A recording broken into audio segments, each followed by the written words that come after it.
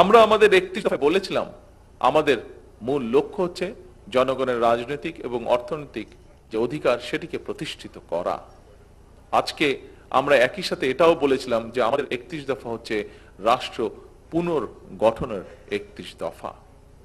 প্রিয় উপস্থিতিবৃন্দ, আজকের বর্তমান সরকার 17ই ফেব্রুয়ারি যখন রাষ্ট্র পরিচালনার দায়িত্ব পায়, আমরা রাষ্ট্র পরিচালনার দায়িত্ব গ্রহণ করার পরে আমরা দেখেছি, যদিও আমাদের ধারণা ছিল একটি, আমরা কম বেশি জানতাম, তারপরে স্বাভাবিকভাবেই যখন সরকারের ভিতরে এসেছি তখন পরিষ্কারভাবে দেখতে পেলাম আমরা যে আমরা অত্যন্ত একটি ভঙ্গুর অর্থনীতি পেয়েছি। আমরা দেখতে পেলাম আমরা একটি ভঙ্গুর স্বাস্থ্য ব্যবস্থা পেয়েছি। আমরা দেখলাম আমরা একটি ভঙ্গুর প্রশাসন, বিভাজিত প্রশাসন আমরা পেয়েছি। এবং এই বিভাজন শুধু সিভিল প্রশাসন নয়, সিভিল প্রশাসন বলুন, পুলিশ প্রশাসন বলুন, প্রশাসনের বিভিন্ন জায়গায় তার প্রতিফলন আমরা দেখেছি। আমরা দেখেছি একটি ডিজাস্টার্স একটি শিক্ষা ব্যবস্থা, অর্থাৎ একটি রাষ্ট্রে যতগুলো ব্যবস্থা থাকে প্রত্যেকটি ব্যবস্থা বিধ্বস্ত অবস্থায় আমরা পেয়েছি। সরকার 17 তারিখ থেকে সরকার পরিচালনার দায়িত্ব আমরা পালন শুরু করলাম।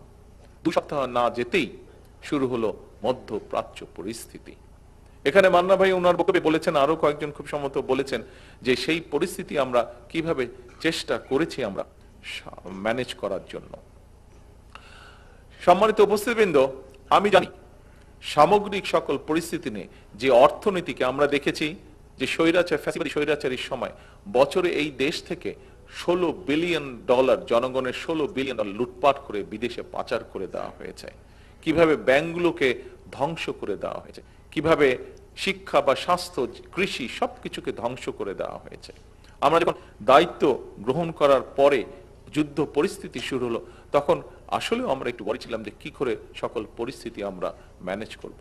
আমরা জানি এই সকল বিধ্বস্ত অর্থনীতি, বিধ্বস্ত সব পরিস্থিতির মধ্যে আমরা জানি ভিতরে জনগণ অবশ্যই কষ্টের মধ্যে দিয়ে যাচ্ছে।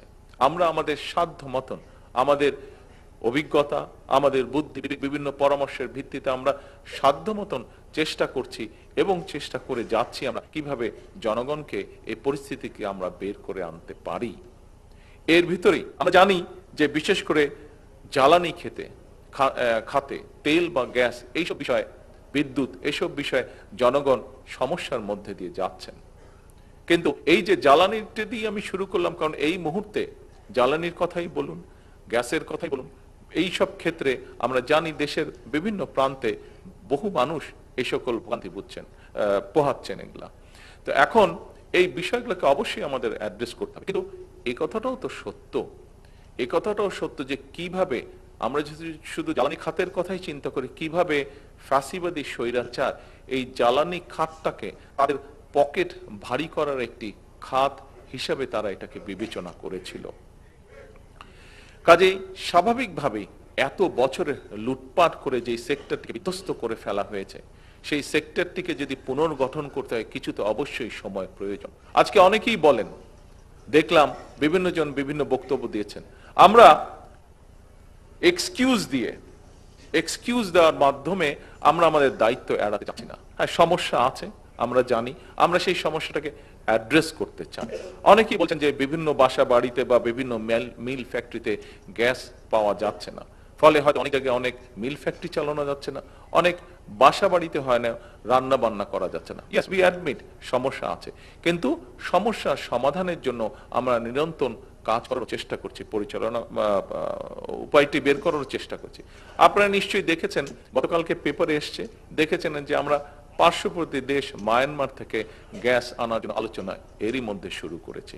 শুধু এটিই নয়, আমরা কিছুদিন আগে, আপনাদের খেয়াল আছে যে আমি মালয়েশিয়া এবং চায়নাতে গিয়েছিলাম। মালয়েশিয়াতে আমি ওখানে যে আছে পেট্রোনাস একটি তাদের কোম্পানি আছে, সেই কোম্পানির সাথে আমরা আলোচনা করেছি। সেই কোম্পানি একটি কাজ করে থাকে, ওটার টেকনিক্যাল নামটা আমি মনে করতে পারছি না এই মুহূর্তে। তারা যেটি করে, পেট্রোনাস কোম্পানি এটি তারা পুরো ইন্দোনেশিয়াতে তারা করছে এবং জাপানের সাথেও তারা এটি চুক্তি করেছে আগামী 20 বছর তারা জাপানকে সহযোগিতা দিবে। সেটি হচ্ছে কন্টেনারের মধ্যে করে তারা গ্যাস নিয়ে যায়, এলএনজি গ্যাস তারা নিয়ে যায়। আমরা তাদের সাথে কথা বলেছি এবং একটু সময় লাগার কারণে গত সপ্তাহে আমি নিজে প্রাইম মিনিস্টার আনোয়ার ইব্রাহিমের সাথে ফোনে কথা বলেছে যে উনি আমাদেরকে এই ব্যাপারে সহযোগিতা করতে পারেন কিনা, এবং উনি তখন আমাকে ফোনে বললেন যে আমি আগামীকাল কি তাদের সাথে কথা বলছি এবং আমরা দেখব কত দ্রুত বাংলাদেশকে কিভাবে সহযোগিতা করা যায়।